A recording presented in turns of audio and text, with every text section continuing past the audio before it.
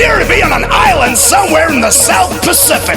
See, that reminds me of a musical, Cats, because I prefer their southern half, to be specific. Yo, and welcome to the Kongversation. I'm Hyle Russell. My co-host this week is also one of the co-hosts of the Super Jump podcast, as well as the author of the #1 best-selling book in the country, Fire and Fury. I think. I don't really know. Welcome, Mitchell Wolfe. Hey, Hyle, it's good to be here. Yeah. Fire and Fury. Yeah! Did it. Yep, that was me. I sat in on all those dinners with Trump, ordering... I tried to order non-orange foods as an attempt to not look like I was making fun of his skin tone, but yeah, that was me. It was a good time. Yeah, well, it's paying off. I'm surprised you didn't tell us you were doing it, but... Yeah, no, the secrecy is all part of my... It's all part of my liberal agenda. It's, all right. Yeah. You're that secret society they've been talking about on the Fox News, but This isn't Fox News, this is Wolfe News this week, and we're going to be talking about Rabbids. So, anyway, let's get to some due diligence. All right. DK Vines on Patreon. Here's the deal. You give us some monthly money, and we take that money, we turn it around, we put that back into the site, and usually that means paying off server costs and various other things, but also it means we invest in ridiculous props for our YouTube videos. Like I spent the better part of this afternoon filming for something we're doing. So anyway, yeah, Patreon, it helps us out. It helps finance DK Vine. And in turn, we give you some fabulous prizes like, I don't know, stickers and shit. But really, I mean, yeah, what are you going to do with your money? DKVine.com/Patreon.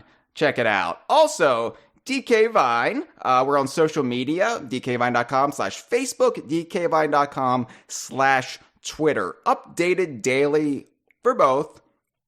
Stay plugged into DK Vine, the Kongversation, and all of our various shenanigans. And most of those shenanigans this year will be on YouTube at dkvine.com/YouTube. So if you might be listening to this episode on YouTube, because some people do that, but we're also going to actually have some visual components to our audio blatherings. So you'll definitely want to subscribe to us there.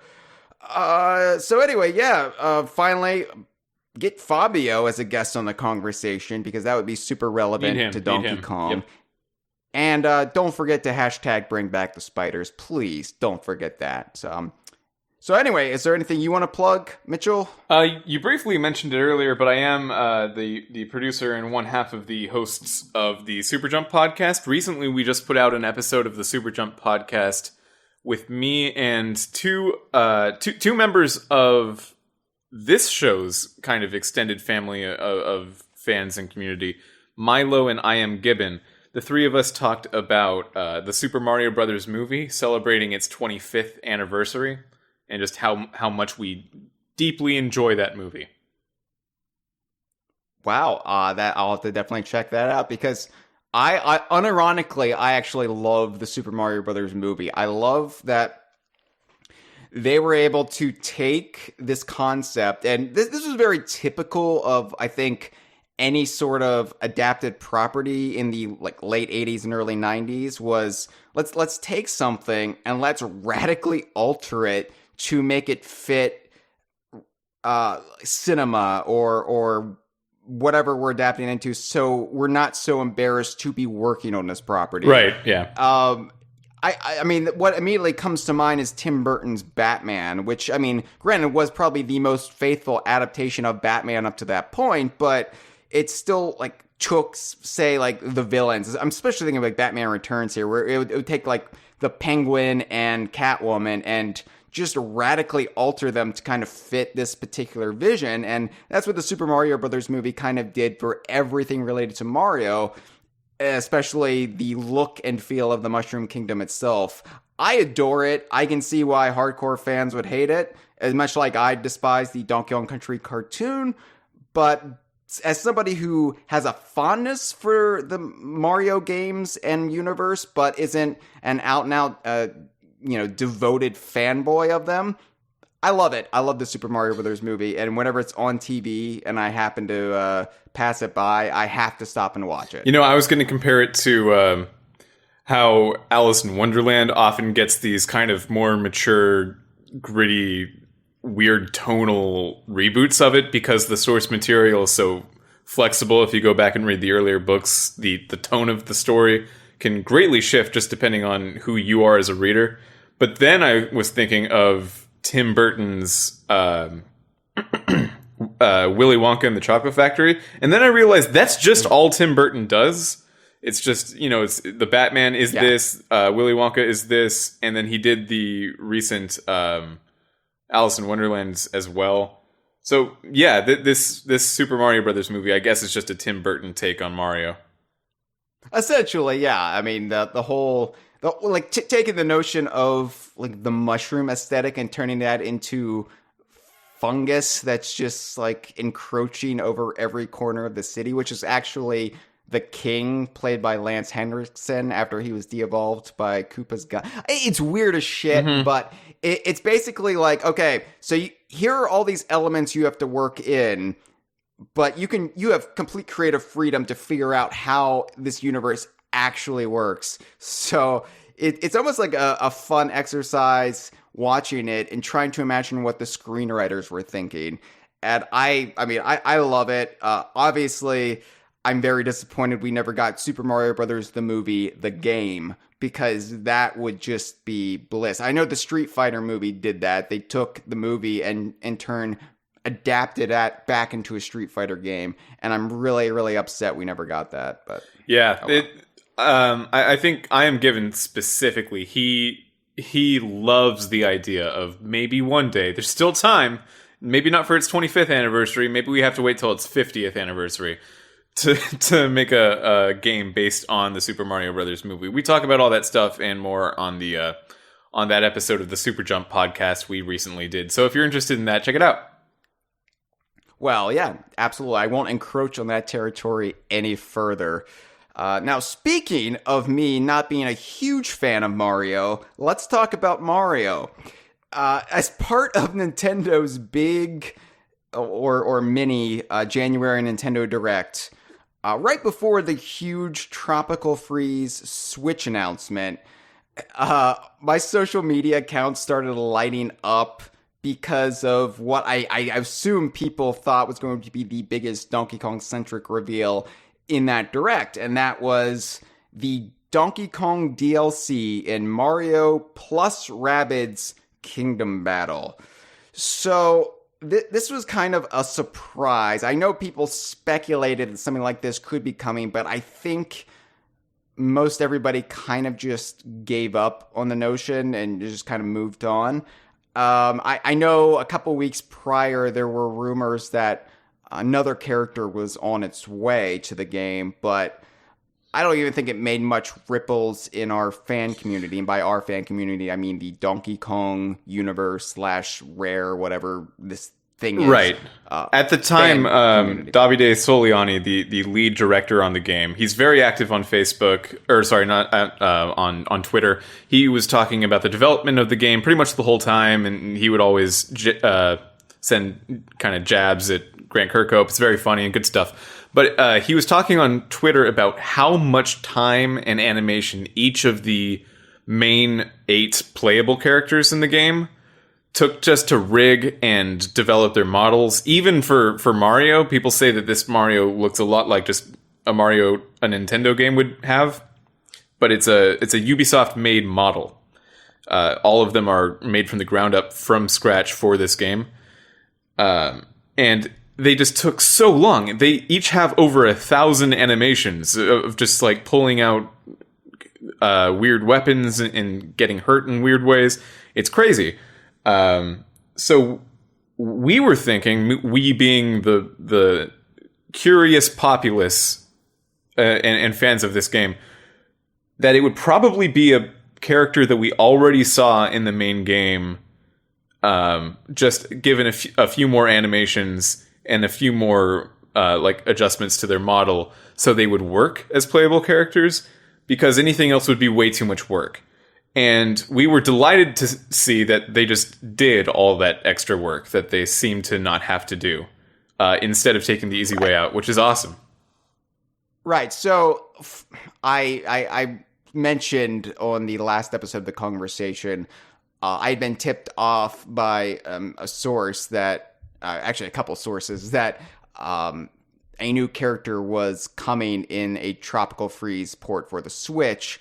I did not have any information on who that character was, and of course I, being the hyper Donkey Kong fan that I am, was daydreaming about the possibility of, say, Lanky Kong in Tropical Freeze. But reality won out in the end that no, Retro wasn't going to make a completely new character model. They were just going to take the one Kong in the game that wasn't playable and adapt him. And so we got Funky Mode, which I still love, don't get me wrong, but this is kind of the inverse of that, where, they're actually going to do the legwork for this. That's pretty impressive. Yeah, I guess just at the end of the day, this means, Ubisoft is a better company than Retro. I don't know. I don't know what it means. No, it doesn't mean anything like that. They probably have a higher budget because, keep in mind, the Tropical Freeze port is not all Retro is working on at the moment. Sure. We still don't know what their mystery game is. That ambiguous "can you dig it" tweet from a couple years back. Whatever they're still working on, that is apparently in development hell. That does not mean that Tropical Freeze for the Switch is their only project in the works. So. Anyway, you said 8 playable characters in this game. I have not played it, but I assume that's Mario, Peach, Luigi, Yoshi, and their Rabbids counterparts? Yeah, that's correct. Okay. So, if you like, I can give a bit of a primer on this game, just how it works for maybe the audience that doesn't know, or possibly you for certain parts of the game. Sure. You always have a team of 3. You have a team of 3, and you can pick pretty much any team you want with a few stipulations. You need to have Mario on your team. He's the team leader. And they kind of built the mechanics around that, so it just mechanically you're fine with that. Like, you always want Mario because he's the main big offensive short range guy. This is a strategy game, and having just a one guy that can do a lot of damage in one turn, which is what Mario is very valuable. And then your support cast and your tactical cast can kind of back him up. That's usually how you want to build your team. The other 2 characters can be any of the remaining 7 characters, except there's one more stipulation as well. You always need to have a team with at least one mushroom person and one rabbit. And because that you always have one Mario on your team, you can't have a team of all Rabbids. And you can't just have Mario, Luigi, and Peach, which I think a lot of people wanted to do because they did not like the Rabbids. I think it's safe to say that in general, people like Mario, Luigi, Peach, and Yoshi as characters a lot more than Rabbids. But personally, by the end of the game, I fell in love with these specific Rabbids. I think general Rabbids without any, flavor can be as annoying and as, low-effort comedy as Minions. But yes. Certain, these Rabbids, specifically the Mario Rabbid, have so much personality. They've really built him up. They've built him up to be this French bum. He's always constantly leaning against something. He's got a toothpick in his mouth all the time. Is there any other kind? Look at us hating on French in the France, the French and France. Look. If I'm gonna have fries, they're gonna be imbued with freedom. Okay. Mm-hmm. Mm-hmm. Also, waffle fries are pretty good. Yeah, waffle fries are delicious, and they have no freedom in them whatsoever. But yeah, that's the game in terms of the characters. There were things like Rabbid Kong, but you couldn't play as him. He was a boss, and that was a pretty fun boss battle that included some old Rare era Donkey Kong music. I thought that music was just from DK64, but then I realized that was in the country games as well. So yeah, there's a precedent for Donkey Kong related things in this game, even Donkey Kong country related things in this game, because Rabid Kong is definitely taken more from the Rare era of Donkey Kong than the arcade era of Donkey Kong, which is nice because that's not always the case. There were DK barrels floating down a river in one area, right? That sounds right. I couldn't tell you for sure. There's a lot of areas. Fair enough. Yeah, there's a lot of stuff like that. All right. Well, thanks for the clarification, because I wasn't quite sure how the game was structured. I only have vague details about how this actually works. So clearly I haven't had enough bait to actually buy the game up until this point, and now they've announced a Donkey Kong DLC pack. I'm like, all right, you've got me, but still not enough to actually have played it before we recorded this episode. Yeah, I think you're not alone.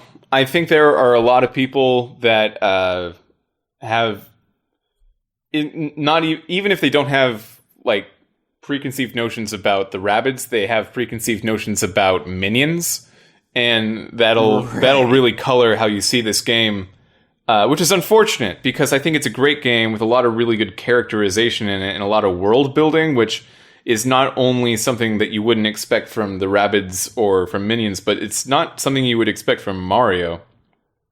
Yeah, so when I was actually looking into the plot of this game and generally the overall story beats throughout gameplay, I was kind of taken aback because it read like bizarre fan fiction, to use that term again. It kind of felt like not anything Nintendo would normally approve for a plot of a Mario title. So it was kind of a bit jarring at first. But we'll get into the story and the ramifications of the story and how it relates to Donkey Kong in just a bit. Let me first, for those of you who for some reason have not watched this trailer yet, or you just were waiting for somebody to describe it to you, let me describe the Donkey Kong reveal trailer that debuted during January's Nintendo Direct Mini, or Mini Nintendo Direct, whatever the order there is. So the trailer started in what appeared to be a Donkey Kong Country Return style jungle. At the very least, it was definitely more retro flavored than Rare. But you had Rabid Peach being chased by Rabbids who were wearing the discarded husk of Tiki Tak Tribe mask. The actual designs were not a one-to-one match of anything we've seen before as far as the Tiki Tak Tribe goes, but the influence, what they were going for, was pretty clear. Right. Two smaller Tiki Tak Rabbids were being led by an enormous Rabid Kong proportioned Rabbid, who giant, kind of a Incredible Hulk style thing. And then you had Donkey Kong, the genuine article, swinging up from behind them on Helivines from Donkey Kong 64. And he cuts them off at the pass in front of a large rock scramble, mesa type thing. I'm not really sure what you would call this. I'm not a geologist. Apologies to all of our geologists. It's a cliff. It's just it's a tall thing that. It's a tall rocky thing. But I know people are screaming at their listening devices right now that I should know better and that I'm an ignorant, unprepared moron. The geology-based listener base for this show is I assume huge. There's a pretty big, interlapping segment of the population who they love Donkey Kong, they love rocks. But anyway, so he's like, he lands in front of them. He throws Rabbid Peach up into the air to the top of the rock thing for her safety. I assume it's a her. That I don't know if they really get into the actual gender, or if it's just a male rabbit in drag, or if rabbits are just genderless in general. It seems like rabbits are genderless, from what I can tell. Which is ironic, because the whole point of rabbits, I would assume, would be that they reproduce, and that's why there's so many of them. I don't think that stops them from reproducing. I think there's definitely romantic tensions between some rabbits. I just don't think they're androgynous. They're not necessarily without, like, gendered organs. They definitely reproduce. They just don't define themselves by gender. Maybe they're like, you know how paper clips aren't generally magnets, but if you rub a magnet on them, they can become that way? Maybe it's like, if you have a horny rabbit just kind of like interact with another one, they can start like, oh, well now I have sex organs. Gotcha. All right. Yeah, that's my take on it, and I'm sure that's canon, so. So, anyway, he throws Rabbid Peach to the top of the rock, then flings a banana like a boomerang. It's great. And knocking out all three of the evil tiki rabbits. The banana then implausibly flies to the top of the mesa thing, and DK quickly scales it and grabs the banana before it hits Rabbid Peach. Mm-hmm. He straightens his tie like a boss, then high-fives Rabbid Peach, sending her flying to her doom because he doesn't know his own strength. I love this trailer. First of all, I think it's the first time in a really long time when the appearance of Donkey Kong is really shown to be something special. I mean, like, they play up the appearance of Donkey Kong in, like, the marketing for Tropical Freeze, obviously, but that's a Donkey Kong game. Right. You kind of have to. Here, they didn't have to. Here, they could have said, and they could have had a guy in front of the, just, like, walk in front of the camera and say, hello, my name is Guy, and I'd like to tell you about the Donkey Kong DLC coming to Mario plus Rabbids Kingdom Battle this spring. Like they sometimes do for a lot of things. And they didn't do that. They did it the most exciting way possible. Donkey Kong's leitmotif is playing in the background. It's great. Yeah. It was played for laughs a lot more than this. It was kind of... They kind of emphasized the goofy nature of everything a little bit more, or a whole lot more. But it sort of reminded me of the bit from the Subspace Emissary in Super Smash Bros. Brawl, where the reveal of Donkey and Diddy into the story, and just how they were like portrayed as this almost elite tag team fighting duo, and it was kind of conveying a similar vibe here, where it's just the electricity of, here comes Donkey Kong to save the day. It's not something you often see, and it's kind of exciting when they do like acknowledge that, oh, this guy, this character right here, he's a legit hero, and here he comes to save the day. Yeah, when you got a character like Donkey Kong who's portrayed as a villain as much as he has a hero, it's always heartening when the heroic portrayal kind of wins out. So yeah, even in Donkey Kong centered games, even when Donkey Kong is the protagonist, it's like some large force happens to Donkey Kong or the rest of the Kongs, and the whole game is centered around, well, I gotta go fix that, or I gotta go accomplish something.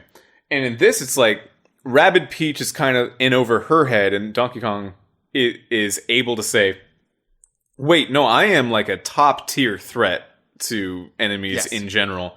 I don't really need to involve myself here, but I can. And because he is doing that, he just becomes that much more like influential in the way that particular battle goes. By the way, so the rabbit that you referred to as Rabbid Kong proportioned. So there are many different like classes of rabid enemies in the game. Every single enemy that you fight is a rabid of some sort. The larger of these guys, the one you called Rabid Kong Proportioned, is I forget if they're called slammers or like thumpers or something like that, but they have a big rock or block that they carry on their back, and then they're short range guys, so they have to go across the map to your units, and they'll just like throw that thing at them. And the way the aesthetics of the game work is there's essentially four different large levels that, like, there's only 4 levels in the game, and this would be a 5th. And every world has a different vibe, and all of the enemy Rabbids look different and have slightly different stats depending on which world they're in. So this is still like the regular Slammer Rabbid enemy that you've seen in the game before, but it looks like he has tiki-tack like design elements because this is the Donkey Kong Island world. And then the other 2 small ones were a different kind of rabbit as well. Yeah, I just looked it up. They're called Smashers. Smashers, yeah. Slammers were the metal pogs you would throw into your other pogs, and then you end up ruining your regular pogs, defeating the purpose of having a pog collection. I cannot imagine why that fad did not sustain itself. Right, yeah. So, yeah, okay. So, anyway, this was a cool trailer, and how Donkey Kong was portrayed. Couple things here. I loved when he was swinging in, the wink he gave to the camera. It's what actually made this episode's key art on YouTube and SoundCloud. Him winking.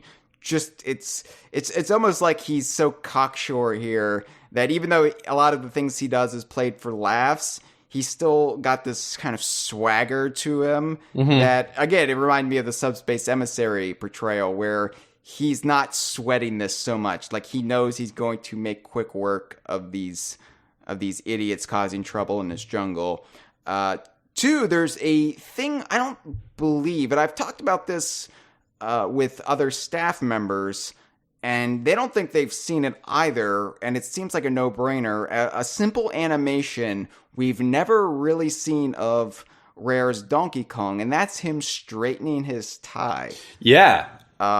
Have we ever seen that in a game before? It seems unfathomable that we wouldn't, but I and none of us on staff can pinpoint any time he's actually done that in-game. You know, I wouldn't be surprised if there was like a GameCube Mario Party or something like that. Yeah, okay, yeah. But for the most part, in Donkey Kong-centered games, no, I think this is entirely new.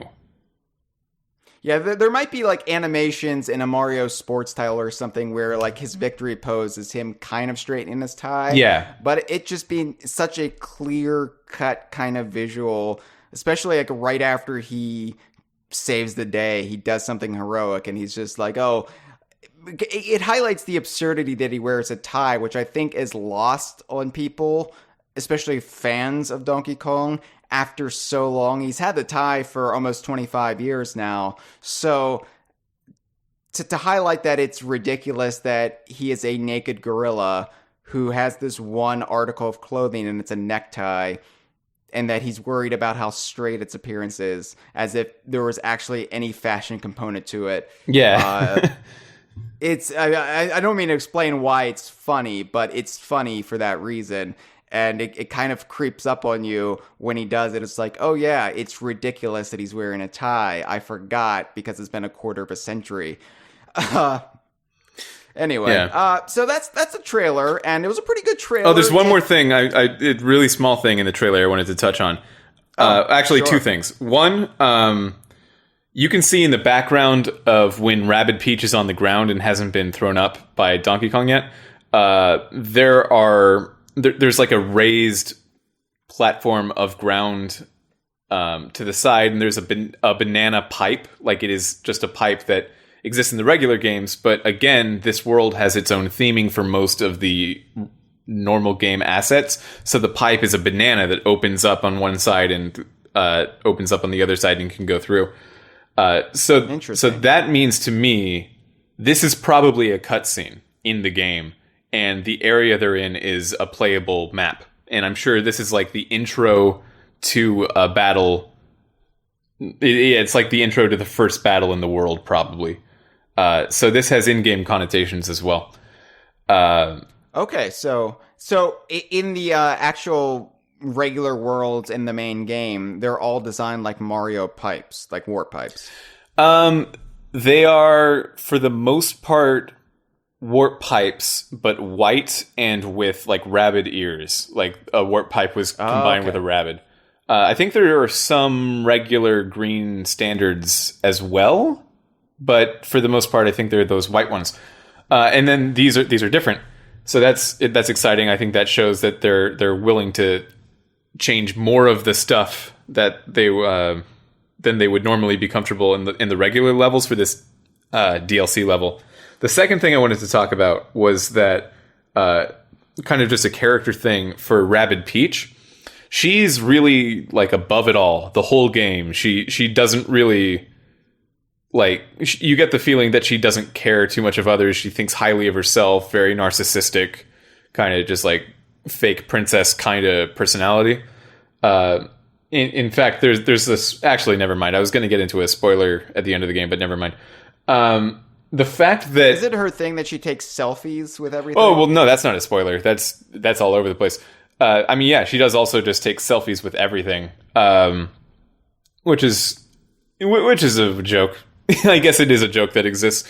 But anyway, at the top of the thing, when Donkey Kong gets up there and ends up like before he high fives her off of this plane of reality, she just looks like so excited to see him, like so way into the fact that Donkey Kong is a thing in her life, and that would maybe not faze anyone who isn't familiar with this character, but the fact that like she is excited about another person that isn't herself is kind of important. It shows like how much they're showing Donkey Kong is this huge hero type, even like maybe even above Mario, because she doesn't really feel that way about Mario so much. Okay. Yeah. So essentially they said let's take this princess character, obviously like fused with a rabbit or whatever, and let's make her Kim Kardashian. That's essentially what I'm gathering is the portrayal. It is, yeah. That would be accurate. That's pretty good. That's pretty solid. I have to hand it to Ubisoft that because I remember from the E3 trailer, I was just like thinking, I wanted to like what I was seeing, but at the same time, I was getting the Minion vibe from it. But I think were I to spend more time with these characters, I think I would appreciate the nuance a lot more. Mm-hmm. So I think that goes to show why you shouldn't pass judgment so quickly, which I would never do, being the co-founder of DK-Vine. Never, never, never. Let's talk about Ubisoft's press release that they released after this Nintendo Direct. I'm going to read this verbatim because it's worth reading verbatim. Also, it fills up episode time where I don't have to think of original content. So, Mario plus Rabbids Kingdom Battle. I could be doing this in a French accent. I will not, because I've already insulted the French once this week, and that is one time too many. Mario plus Rabbids Kingdom Battle is about to go bananas. Oh, take a drink. Take a drink. Every time anything Donkey Kong is announced in a press release or in a headline on a news site, you have to take a drink whenever they say go bananas or barrel full of monkeys or go ape.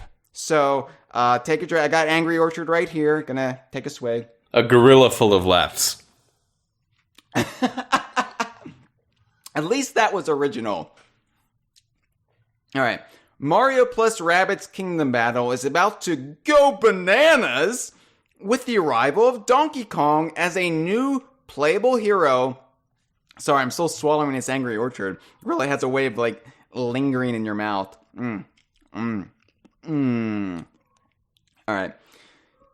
With the arrival of Donkey Kong as a new playable hero in upcoming DLC that includes an original story and a new world. As longtime fans of Nintendo's Great 8, since the release of the original arcade game, the development team knew Donkey Kong would be the right hero to shake things up. When we first started working on Donkey Kong as a new character for a new story of Mario plus Rabbids Kingdom Battle, we started to think about how he would impact the battle system, says Davide Soliani. Oh, good lord. Davide Salami? Yeah, sure, pretty much. Okay, creative director at Ubisoft Milan. He has big arms, so he wanted to use them extensively through the combat. Yeah. And he's a gorilla. Sorry, the big arms thing, I thought that was going to go completely different direction. And he's a gorilla, so it makes sense for him to have more mobility options. Are gorillas especially known for their mobility? Physique. What's that? Are gorillas even especially known for their mobility? I mean, chimpanzees definitely, but chimpanzees, and then you've got the monkey families. Gorillas are mostly known for their strength. I don't think they're really the most agile of your primates, but Donkey Kong, you know, he's a lot more flexible than your standard gorilla, and I'm sure that has something to do with Candy Kong's yoga classes. He's a gorilla full of parkour rather than a gorilla full of laughs. Which would be apropos, since parkour is a French technique, is it not? Oh, I don't know. It could be. It sounds right. I mean, it sounds French. Parkour, yeah. So, sure. But it's not just Donkey Kong's imposing physique that makes him an ideal new hero for Mario plus Rabbids. He's not just a powerful character, Salami explains. He can also be very goofy, and that's why his presence in the game, along with the Rabbids, allowed us to present different kinds of humorous interactions in the storytelling. Those fun moments will be accompanied once again by music from Mario plus Rabbids composer Grant Kirkhope, who, as you might already know, is already quite familiar with Donkey Kong and his crew. Grant, apart from being a great composer, was also in charge for the music of Donkey Kong 64, says Salami. We tried to find new sources of musical inspiration for the story, while simultaneously staying true to the themes from the Donkey Kong universe that players already love. So, Donkey Kong universe, I assume they're going to have music from Goldilocks and Little Bear. Yeah, for sure. There's definitely going to be some It's Mr. Pants tracks in there. Yeah. I'm really excited to see what obscure deep tracks they'll be integrating in the game. So there's a lot to unpack in this press release. So, Mitch, let's get this out of the way first. I love how they emphasize Grant Kirkhope. Yeah. And his past relationship with Donkey Kong. And because that's something that's obviously important for weirdo fans like us, but it's not something you would normally see being touted in a press release. I mean, they kind of buried the lead when David Wise came back to Tropical Freeze. We didn't find out about that until much later in the day when people from Retro pointed it out, but it wasn't actually presented as a main selling point, I don't think, at any time for Tropical Freeze. Like, oh yeah, David Wise back doing the music, the original composer. So for Ubisoft to actually go out of their way and say, hey, Grant Kirkhope, you know, he did Donkey Kong 64, he's doing the music, he's doing new music for this DLC, and I don't know, I really appreciated that as a Donkey Kong fan. It seemed like they were speaking directly to me. Yeah, there are plenty of things that Nintendo just doesn't like to do that much, and one of those is to show specific people to attribute things in a game to. Even if you see like Miyamoto talking about a game that he was ostensibly the head of, they wouldn't tell you exactly what Miyamoto did. I assume to maybe divorce the real world aspects of game development, which are often pretty unattractive, from the magic of the game itself. But Ubisoft, in this case, doesn't seem to do that. And I don't think it would be a good idea to not do that, considering how much of a celebrity in the world of video game design Grant Kirkhope is. And even Davide Soliani is at this point. Remember, did you watch the Ubisoft press conference from this E3 where this was unveiled? I was waiting in line to get into the Microsoft event that day, so I did not watch any of it. So the press conference went Yves something. His first name's Yves. He's the head of Ubisoft, like the top guy. He comes on stage and he's got one of these guns from the games. And then Shigeru Miyamoto came on stage, and he was not expected because this isn't Nintendo's thing. He came on stage and he's got a gun. And then like they go back to back and they pose with their guns, and it's silly and weird. But then Miyamoto's talking about how he was pitched this game and how impressed he was with the pitch. And he said he was pitched by Davide Soliani and he had to go with him because of how much passion he saw in Soliani. And then the camera pans from the stage to Davide in the front, like the front row of the hall, and he's crying. And there was like a meme coming out of this that was just like, "Oh, don't cry, Ubisoft, man, this will be great." And then he did a bunch of interviews, and he's gotten a lot more popular within the game design sphere as well. So I think it's a good idea that they highlight the marketable people within this game, both Soliani and Kirkhope. Well, I think, one of the reasons Nintendo doesn't do this more often, outside of a few key figures, and it's one of the reasons why old school Rare tried to shy away from this, even only crediting people in the credits by their first initial and then their last name, is that if any of these people became big enough names, then they could be poached by rival studios and rival companies. Right. And so this was very much a tactic that old school Rare and Stampers implemented, and I think a lot of the same philosophy is baked into kind of Nintendo's way of thinking. And some of what you said too about preserving the magic, I'm sure is applicable as well, because that seems like right up Nintendo's alley. But I also think it's, we can have a few like key figures that will make sure never leave our company, like Shigeru Miyamoto. But after that, like the people, the keyboard jockeys, people who work directly underneath Miyamoto, we'll try to keep them relatively hidden. So if we do lose them at any point, then that's not going to be such a loss, which I think is kind of a retrograde way of looking at it, because if you can build up the people who work for you as superstars unto themselves, then people won't get so hung up on, say, franchises so much. Like, if people were aware of all the caliber of talent who currently work for Rare or still work for Rare, then people wouldn't be so hung up on, are we going to get a new Banjo-Kazooie game? Because then, say, Greg Mails designing it would be enough of a hook.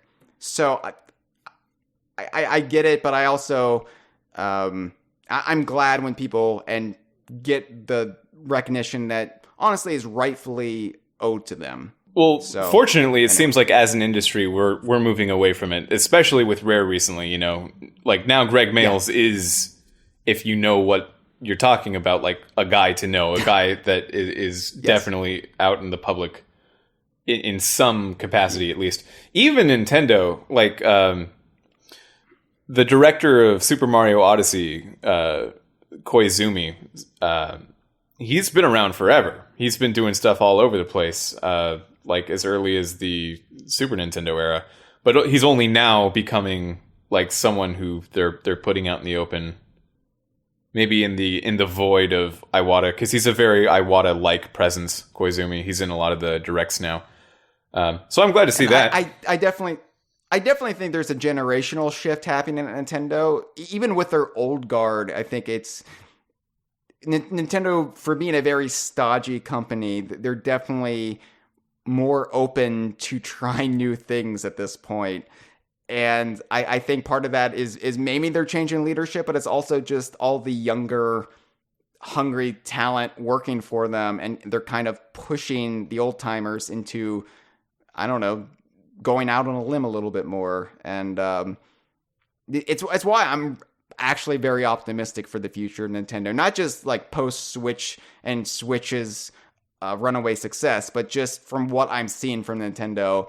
I'm no longer so pessimistic, whereas just a year and a half ago, I was basically making jokes that Nintendo would essentially be bankrupt in 5 years. So, yeah, I mean, I don't know where I'm going with this. I think everyone was. It's not, you weren't alone.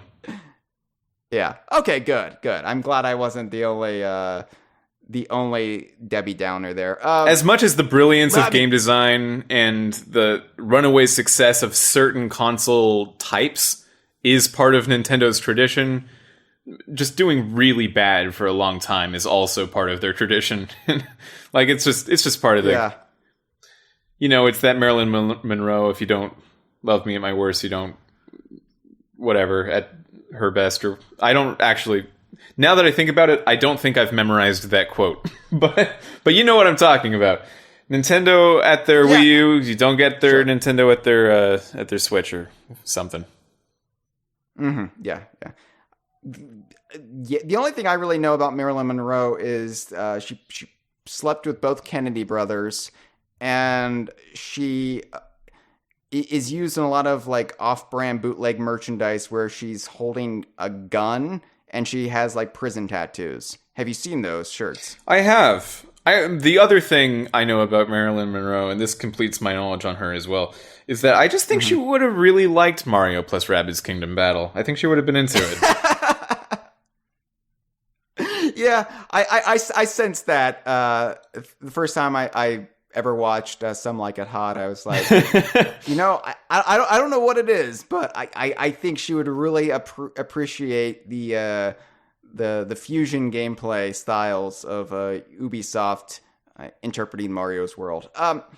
So there's also in this press release, there's also them just going on about, what they want to do with Donkey Kong and what have you. And, it brings to mind Ubisoft's other statement concerning Donkey Kong from just like a month ago. It wasn't that long ago at all when they were asked by somebody, why didn't you put Donkey Kong in this game? Obviously, they knew this DLC was coming, but they gave the answer that they wanted to keep Donkey Kong's lore separate from Mario. And note in the press release, they used the nomenclature Donkey Kong Universe and not Mario Universe. Right, yeah. And this is kind of a small thing that I'm very, very invested in right now, because from what I've been told, this is actually a directive from Nintendo themselves that going forward, Donkey Kong is going to be more individualistic and not so much associated with the Mario branding. And they're going to be building up the Donkey Kong IP and having this separate DLC, even if it's in a Mario game, kind of goes through that mode of thinking. You look at Mario Kart 8 DLC. Donkey Kong was included in the main game, but then you had Zelda and Animal Crossing DLC as part of separate packages. So here we've got, for the first time, Donkey Kong not being included in the main package, but as an add-on. And it's a very minor thing, but it shows just actually that Nintendo is going this route and Ubisoft is playing along. And I guess this is how they rationalize doing a Donkey Kong character, a playable character, and elements in this game, and that it's a whole self-contained story, divorced from the main campaign, which is pretty exciting as a Donkey Kong fan, that we're going to be getting our own little sliver exclusively dedicated to this world. So that does raise the question, though, how does this square with the storyline for Mario plus Rabbids? Well, now, Mitch, yeah, you actually reached out to me, after this trailer, and you asked me if you thought this would essentially destroy my preferred take, that the Mushroom World and the Rare Archipelago are in separate dimensions. And I think the reason you asked me that is because of the bug fuck nature of the plot of Kingdom Battle. So, well, before we dive a little bit deeper, okay, I'm sorry to do this, but I do have to I gotta disagree with you a little bit on the perception of your premise here. I view Ubisoft's statement that they want to keep the Mario and Donkey Kong universes separate, just as a lie. I don't think that's true. I think it's a smokescreen, because if that was true, they just wouldn't do Donkey Kong. I think they were just trying to not give away the fact that they were doing Donkey Kong as the thing. Okay. And even from Nintendo, we just saw, I mean, we don't view it as Donkey Kong Country Donkey Kong, or at least some of us in the Donkey Kong Vine, I think that's what it's called, the Donkey Kong Vine community fan website, don't view that as necessarily the same thing, because it could be an animatronic, or that could be Cranky Kong, because it's the 8-bit Donkey Kong. Nintendo themselves have shown many times they actually don't differentiate it within their own four walls. Like, they've kind of given up on that line that there are two different Donkey Kongs, and they are grandson and grandfather, or however you view that. So I don't know. I disagree. I think the Donkey Kong and Mario universes are more merged than ever. And that isn't necessarily as scary as I think people were talking about the proposed merge, in scare quotes, back in like 2008, before Donkey Kong Country had returned. But because what they thought meant was we wouldn't get a Donkey Kong Country game, or we at least wouldn't get a Donkey Kong Country game without Mario. We'll still get those for sure. I just think that how often they can mix, and can they mix in each other's main stuff, that is going to get a lot more relaxed in this, again, scare quotes merge. But I gotta say, I don't believe that thing about wanting to keep Donkey Kong and Mario separate. Well, we'll just have to agree to disagree. Sure, there. yeah. I mean, I if think, they do, really, there's arguments that you can make to support either side. Like with Super Mario Odyssey, that they were very restrained with New Donk City, and they didn't cross any imaginary boundaries, that existed beforehand. And going forward, we'll see who's right. But nonetheless, Donkey Kong is kind of fenced off in Rabbids here in the Kingdom Battle, and he's kind of left into his own little bubble, little sphere. And now, how this relates to the plot. So, right. All right. So, I haven't played Kingdom Battle, but I've been reading up on it. This is my interpretation of the story. All right. And it's some sort of crazy meta narrative, sort of like Grant Morrison comic booky style, where you've got Rabbids entering the Mushroom Kingdom after their time washing machine malfunctions, when a Super Mario poster gets stuck in it. So it transposes them into the fictional narrative of Mario. Right. Okay, so I should explain this, because I've seen a few people get hung up on this point. It's not just that the poster gets in there. That doesn't cause the problem. If the poster got in there normally, and this is actually established in other games, the Rabbids games, surprisingly, to like I didn't know this before I played this game, have a continuity. Some of the older Rabbids games, like there was the first game with a time washing machine, and then they had a game where they were specifically using the time washing machine to go to like different eras of human history. And then they have this game now, which is like the third game in their time washing machine arc, where they use the time machine. They're not really like going to specific places. It's pretty much on random.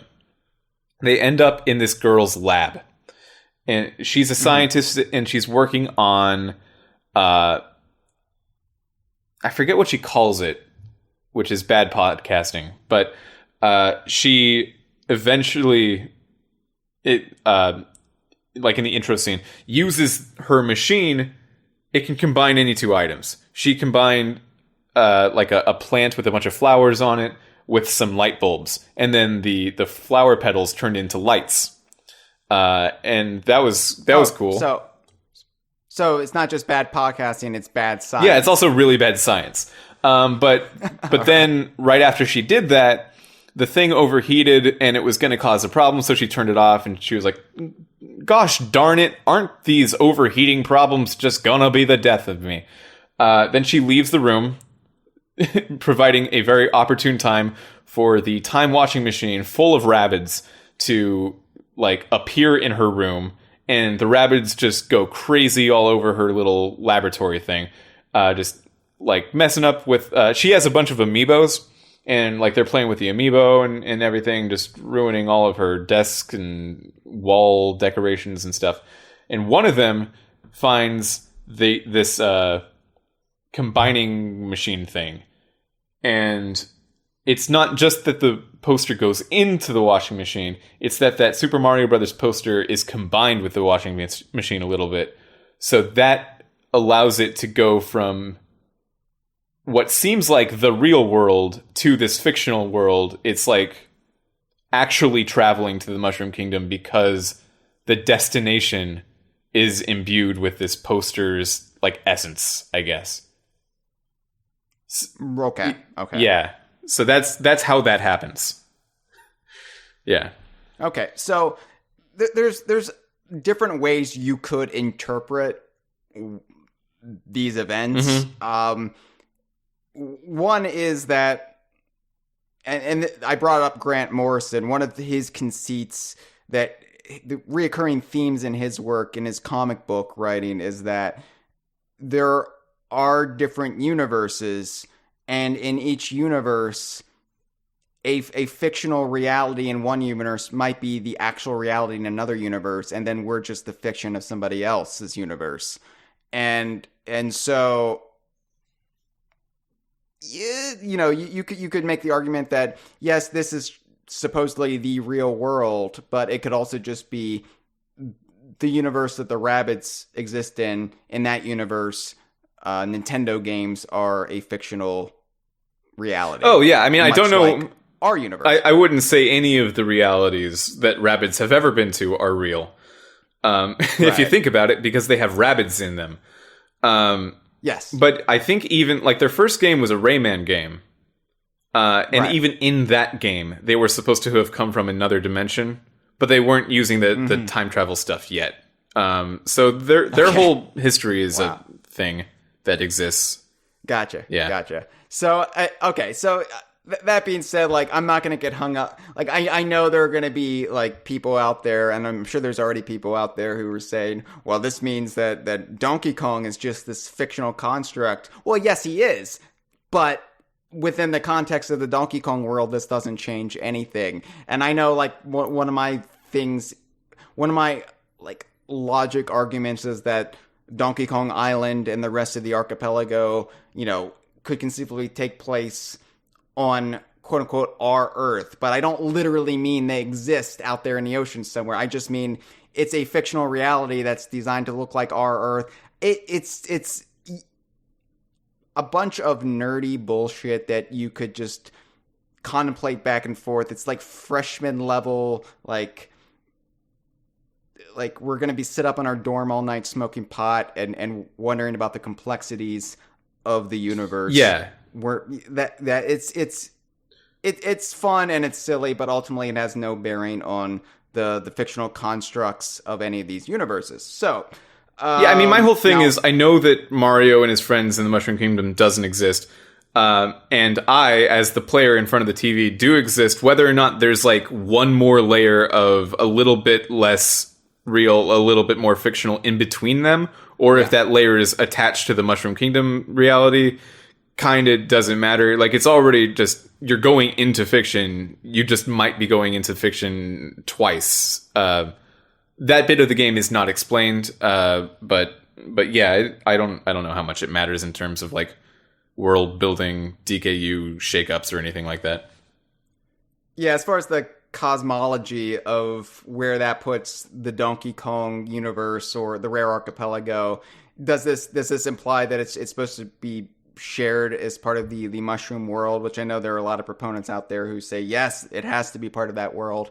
I think you could just like hand wave it away in whatever direction you want. You could say, well, the Rabbids also travel to the Donkey Kong universe, or because of the link between the Donkey Kong and Mario universes, it's just a short jump away, so why couldn't they go there as well?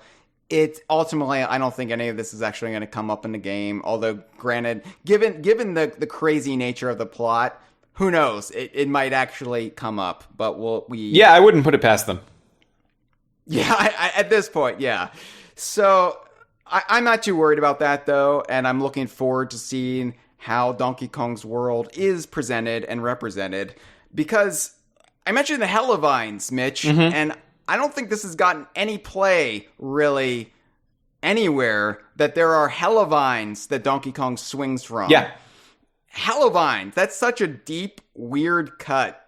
Like, you never see that referenced anywhere. Yes. Helivines. Someone asked Davide Soliani on Twitter, are these Helivines actually going to be in the full game?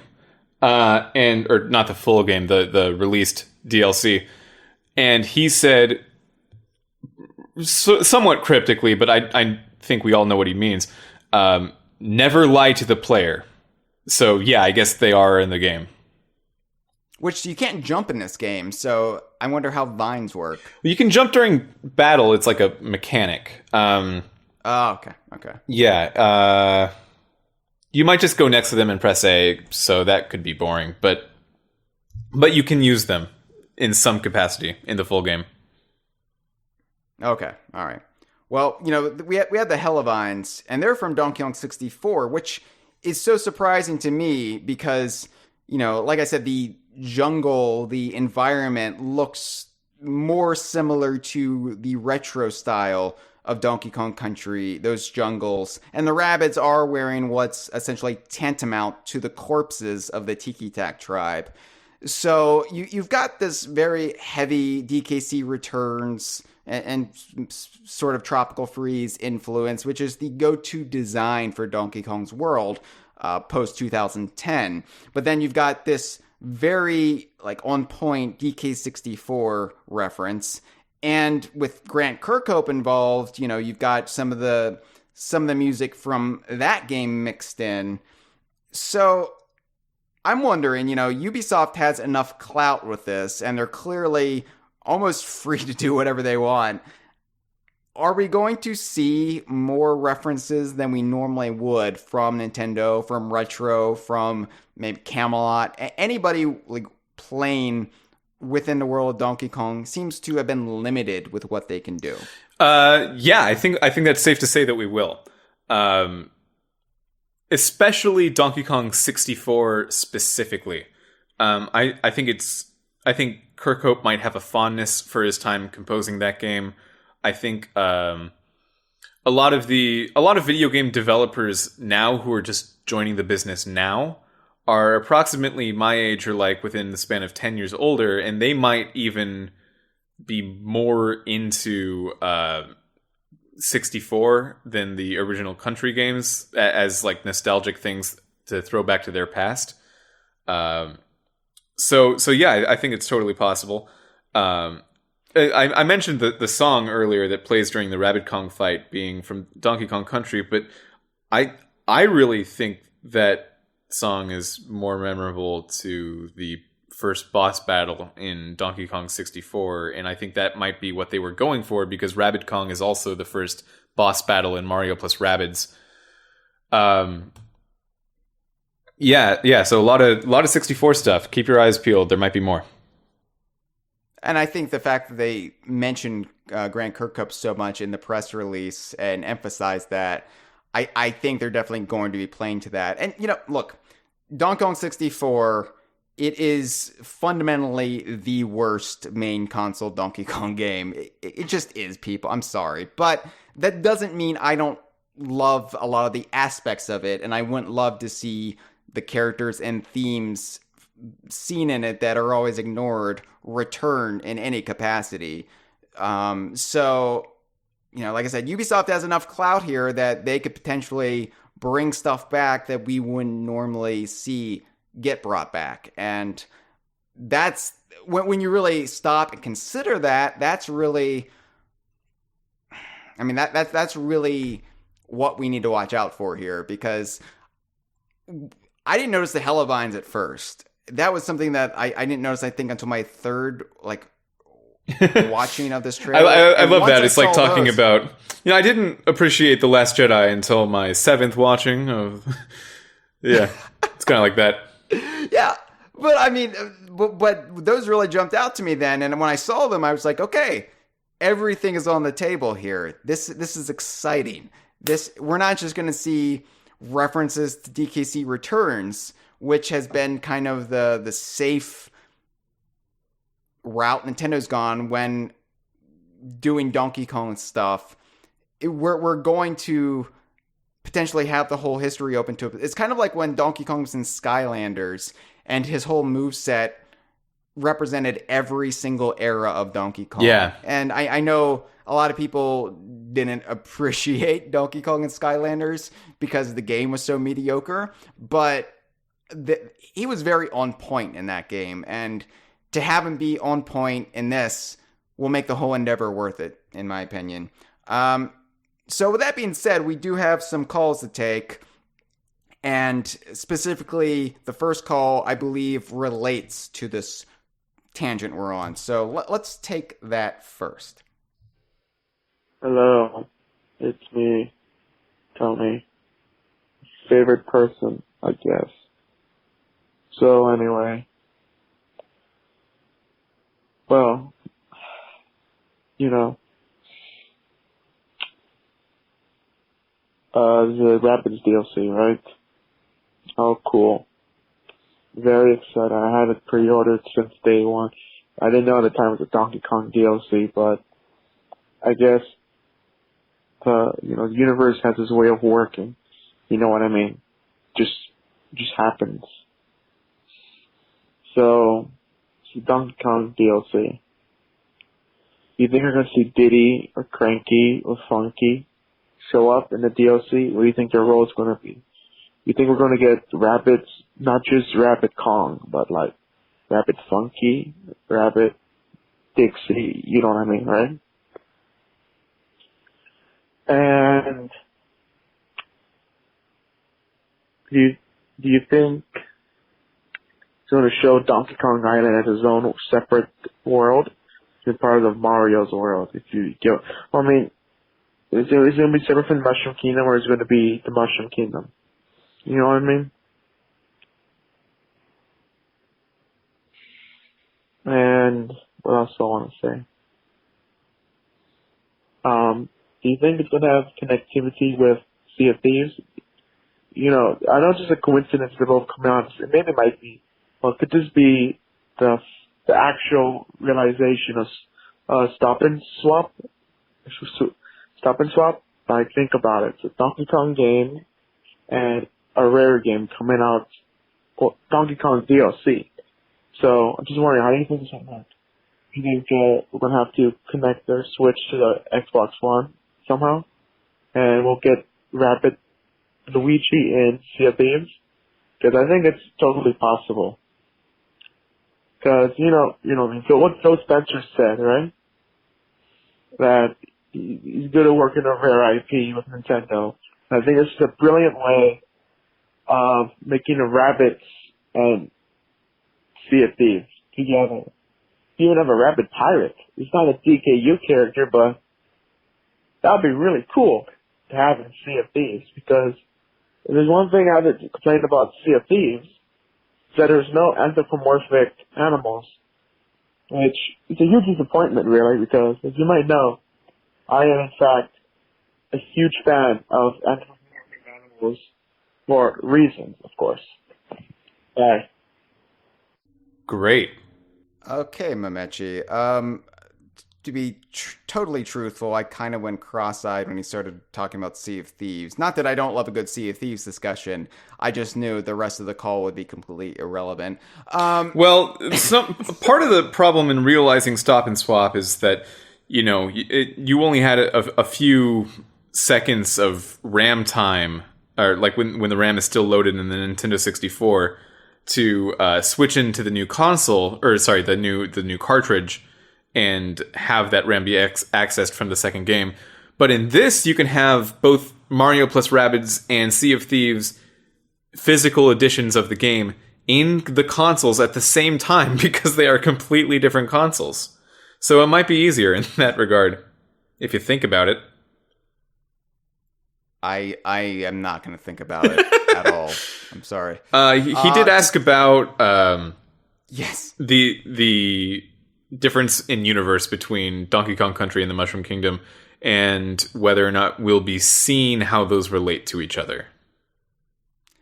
I don't foresee us seeing a direct connection. I think by virtue of it being separate, and by virtue of Donkey Kong's world kind of being individualistic here, where even, like you said, the pipes are designed differently, I think they're basically going to leave it open-ended to placate weirdos like us who actually care about Donkey Kong's world.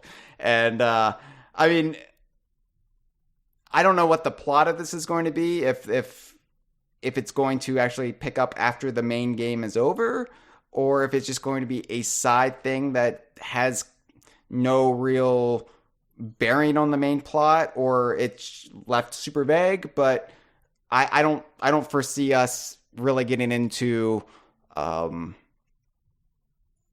the Mushroom Kingdom relates to Donkey Kong Island. I do think it will explicitly take place on Donkey Kong Island, but that's all I think they'll really get into. Mitch, I mean, what do you think? I disagree, man. I think we're going to see something that relates, that shows how...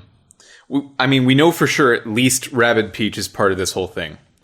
Yeah. At least she has to get from the Mushroom Kingdom to Donkey Kong Country, and it can't start... Donkey Kong Island. It can't really start in media res. It can't just happen.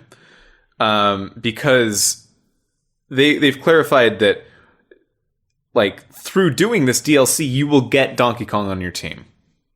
So that implies that what you do here impacts the rest of the game, meaning that it either has to be in the middle of the game toward the end, where this would happen, or post-game material.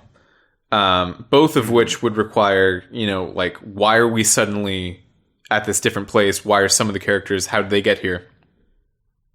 Maybe they'll go through a weird portal to another dimension. Maybe they will be shot from a cannon over a sea, and both of those definitely have their implications on the structure of the DKU. I would be looking out for this. This has ramifications. This could be one of the... If they show something like being shot from a cannon over a sea to get to this island, or if they go by boat or plane, that means something, because they start in the Mushroom Kingdom. This could be the biggest shakeup in how we view the DKU geography in a very long time. The biggest shakeup probably since ever. Probably since the assumption that they weren't in different places. Or, sorry, that they weren't in the same reality. I mean, Odyssey's kind of hinted at it already. I know that you have a different opinion than probably Nintendo has about the Metro Kingdom, and whether or not it is actually the place that Mario is from that was, in the same reality as Donkey Kong Island, but not in the same reality as the Mushroom Kingdom, because Odyssey has the Metro Kingdom and the Mushroom Kingdom in the same dimensional plane. But, if Odyssey was hinting at something bigger here, not that Odyssey is bigger, or not that Odyssey is smaller in scope or importance than Mario plus Rabbids Kingdom Battle, but for our little section of the internet, maybe it is. It could matter. It could really matter a lot. Well, maybe they'll just split the difference and have them shot out of a trans-dimensional cannon. Maybe. So that way everybody wins. That way, whatever. Yeah, whatever you want. Whatever you want to think happens. Mamechi, when he wasn't trying to get the conversation back to ducks, was talking about, do you think we'll see any other Donkey Kong characters in this world, in this DLC, besides Donkey Kong himself? And I don't honestly know, or I don't think we will, but I think we'll probably see some Rabbid versions. It wouldn't surprise me. And I know that, spoilers, there's a Rabbid, Wario, and Waluigi in the main game. So that brings to mind, it would be easier for them, and it would also, fundamentally serve gameplay to have, Rabbid enemies in the form of Donkey Kong characters to combat.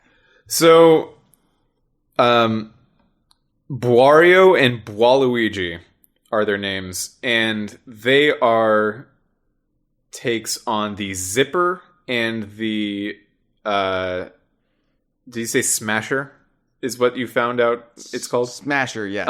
Respectively.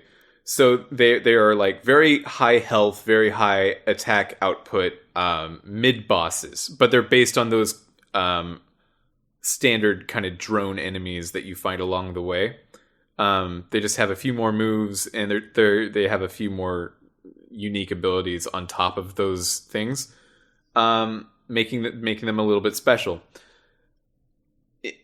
If all of the drones and the Rabbid drone enemies in this game are Tiki Tak tribe based, then I kind of feel like you won't.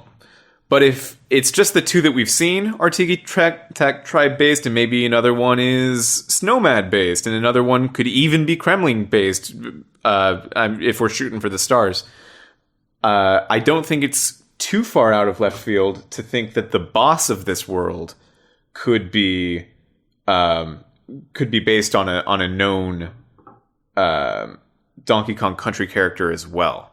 But it would still be part Rabbid, probably. I think the odds of seeing actual Diddy Kong or actual Cranky Kong or actual K. Rool or actual Lord Frederick are not present.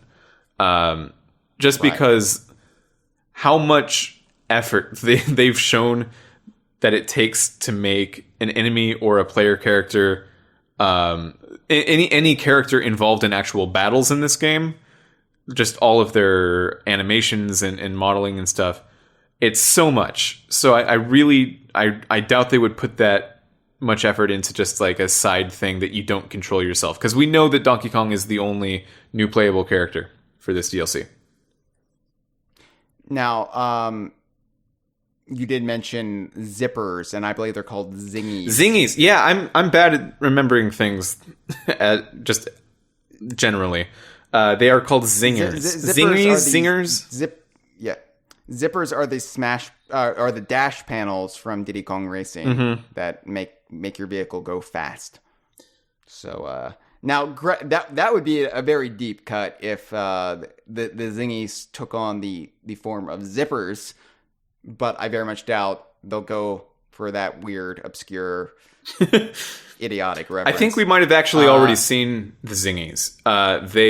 The two smaller Rabbids, along with the Smasher Rabbid in the trailer, they might have been zingies. Mm-hmm.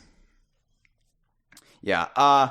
Now, granted, the final boss of this world, I don't think it would be Lord Frederick, and you couldn't really do Tiki Tong. You would have to go for something iconic. Mm-hmm. And because if you're going to transpose these features to a Rabbid in such a way, you can do it with Wario and Waluigi, you know. So I'm wondering, you know, get a Rabbid with a bug eye, a crown, a cape. It'd be cool. I'd love to see it. I'm not putting like all, you know, I'm not investing all my stocks in this, but it would be a time to do the reference that would make sense. It would be fan pleasing, and I think Ubisoft would feel more liberated to do it than even Retro Studios would have. So I think that's true. We'll see. All right, let's take the second call and see what else the usual gang of idiots have to say about Kingdom Battle. Good day, lads. Scraps here. Oi. I can't bloody believe that the bloody rabbits are DKU earlier than Raymond. What the bloody hell is this, eh? Bloody worse than the apartheid, I'll be honest. Alright, have a good one, lads. It's a good point. Not the apartheid bit, but more generally, it's a good point. Well, Scraps, yeah, you're the first person to call in with even merely the threat of trying to argue that Rayman is now part of the Donkey Kong universe. You didn't go all the way, though, so I thank you for that. I was really afraid that half of this episode was going to be us fending off callers trying to say, well, Rayman is now part of the Donkey Kong universe, right? You've got to cover them all, because no matter how many years we do this, people still don't understand our very arcane, hyper-specific justifications for what we do. So, but yes, Rayman has still never physically appeared within the Donkey Kong universe. Of course, the Donkey Kong shared universe, the actual reality in which these games take place, even still probably wouldn't have Rayman in it. But the multiverse around that shared universe does have Rayman in it, because that's how the Rabbids got there, through the multiverse travel. I have to point out, I have to point out that really, when you look at all video games, 85% of all video game series now take place within the same shared multiverse. When you look at all the crossovers, all of the cameos, everything, yeah, there is. It's like American TV shows and the Tommy Westphal thing, where, you know, there are connections where you can make a very, very good argument that the majority are part of the same shared reality. And that's why you've got to really pare it down what you're going to obsess over. And for us, it's Rare and Donkey Kong Country and everything birthed from those fertile loins. But yeah, we're not disputing that Rayman exists within the same shared multiverse. He's out there somewhere, but that doesn't mean that we will ever have to cover his games unless there's actually an appearance by one of our pre-established native characters. Great games. But I'm not disputing that Rayman is a great series. I've never personally gotten into them, and that is just because they're fun to play. And I played the one that was on I believe it was the one that came out for the Wii U, I want to say. No, maybe it was the Wii. The side-scroller? Yeah. I believe that would have been Origins. Yes, I played that one. And it was a lot of fun. There's just... I'm going to sound like a weirdo for this. There was just a missing component. Something that kept me from getting really hooked. And I don't know what it was. Some aesthetical thing, something that was keeping me at arm's length from really living and breathing that universe. I can't speak for the side-scroller Rayman, because I haven't played too much of them. But about a year ago, I was convinced by... for a previous podcast series I was doing, I was convinced that Rayman 2 is something that I would really get into by DK Vine staff member Nick Prohl.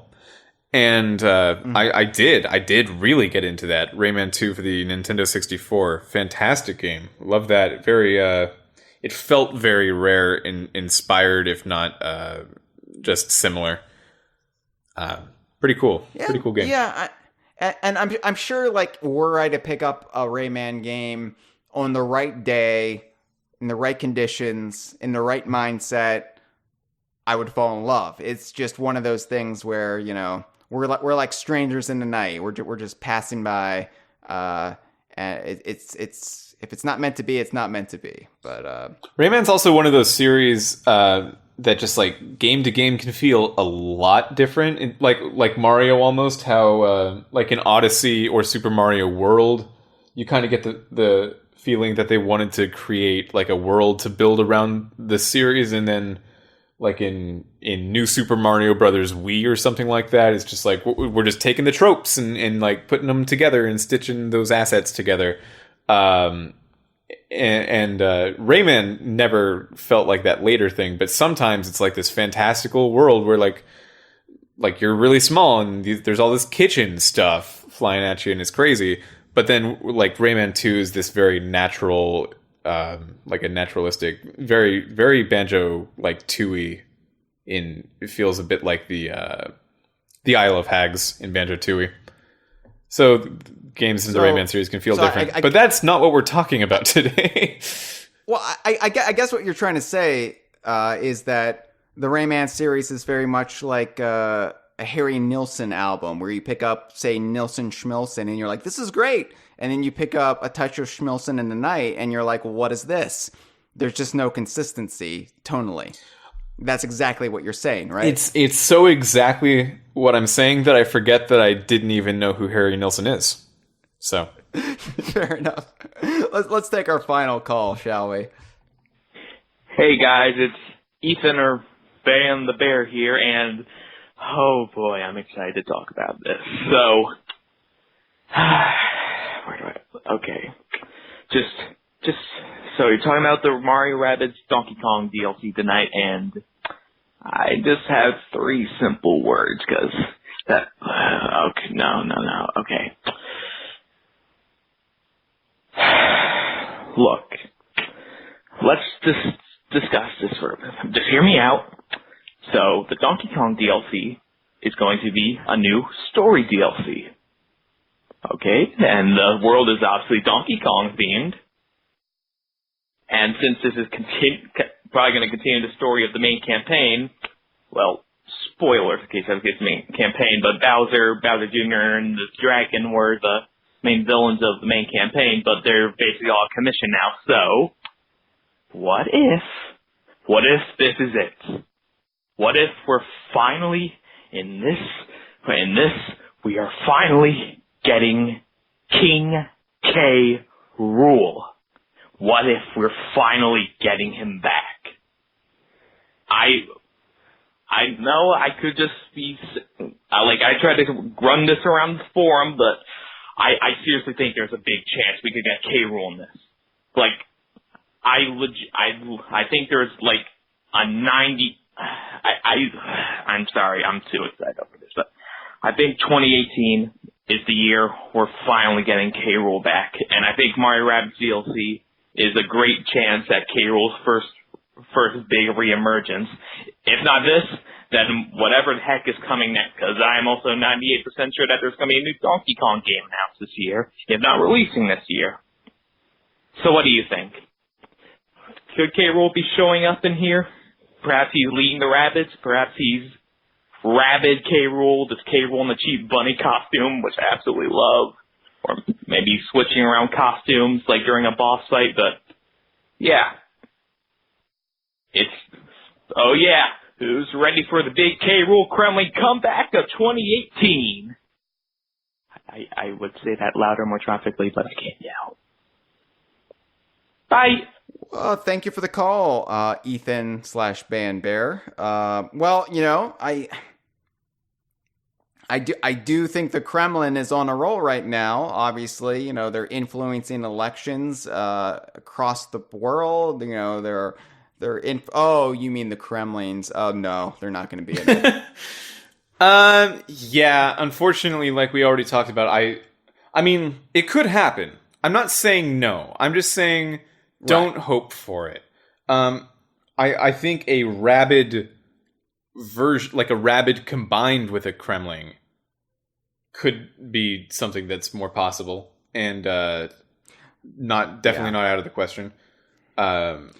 Yeah, like we said, the most iconic boss you could go for in this world would be a rabid in the guise of K. Rool, and I think that would be the best way to go about it. One, because you wouldn't want to. At this point, it sounds weird, but you wouldn't want to waste K. Rool's return, his long-awaited re-debut in DLC for a Mario Rabbids game. Not to be dismissive of this or to say it's of a lesser quality in any way, but you would want K. Rool to come back in a more high-profile appearance, and that would probably, at this point, could only be served as a Donkey Kong game itself, a main console game where he serves as the chief antagonist.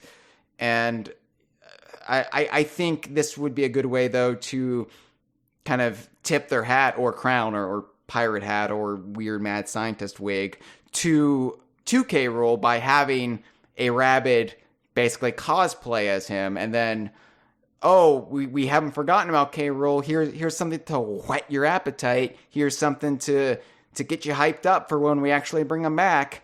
So I think that would be the best way to do it, as kind of a little appetizer for K. Rool. And then sure, if there's a Donkey Kong 3D platformer or a new 2D Donkey Kong Country game on its way, then make K. Rool the main bad guy there. But I don't think you're going to see the genuine article in this DLC. We've been kind of ignoring the much more unexciting, perhaps cynical guess at what the boss of this world is going to be, and that would be just a souped up, more powerful version of the Rabid Kong that you've already fought in the game.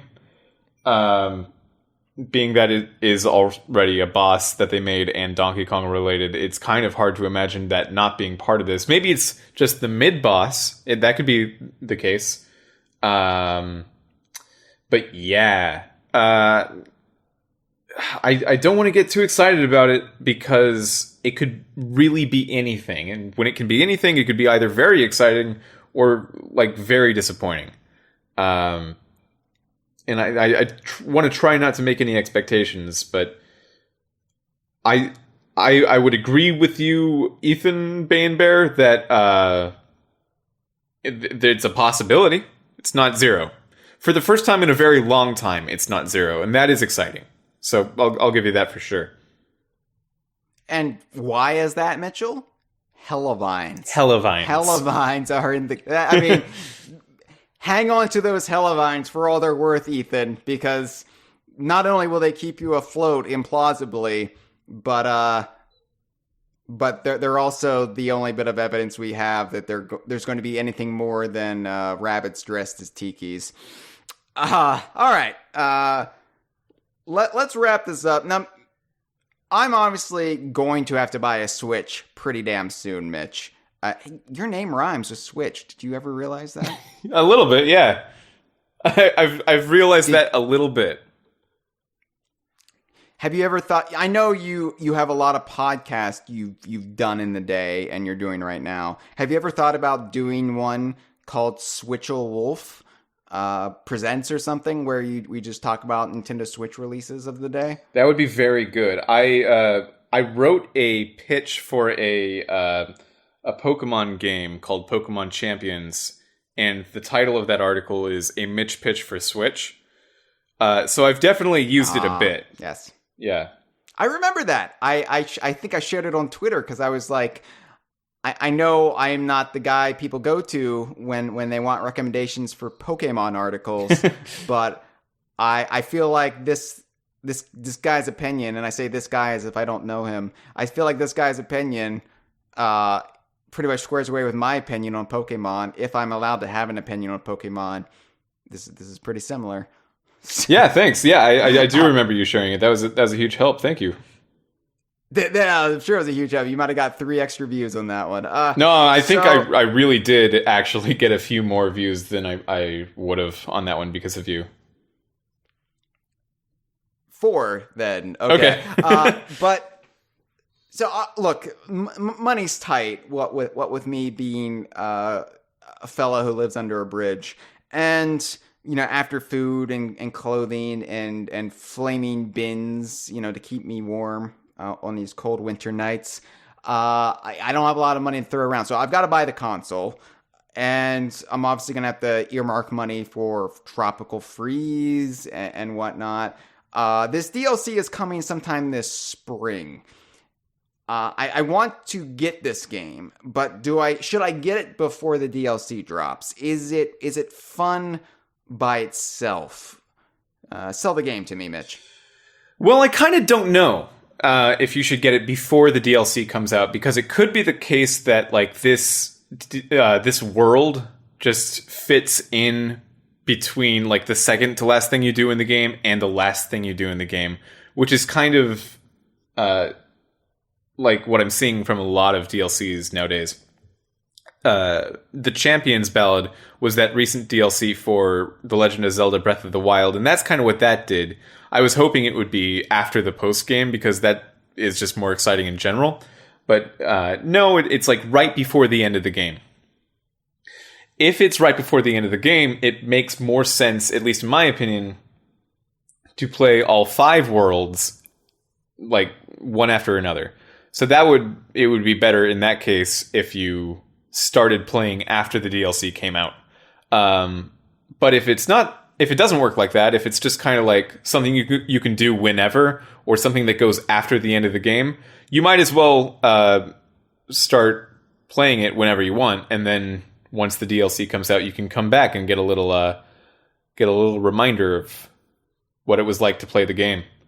But in general, whether or not like you should, I would recommend you should. I think it's fantastic. I think the strategy genre in general is a very deep, complicated genre of video game that can be intimidating to get into. Just strategy in general is like that. This game is the most like XCOM. Like that's the big comparison everyone's making. But the other comparisons that could be made in terms of like battle tactics and how it works could also be made to like Fire Emblem and other strategy based games like that. And this just takes those systems and boils it down to exactly what is necessary to get out of those systems.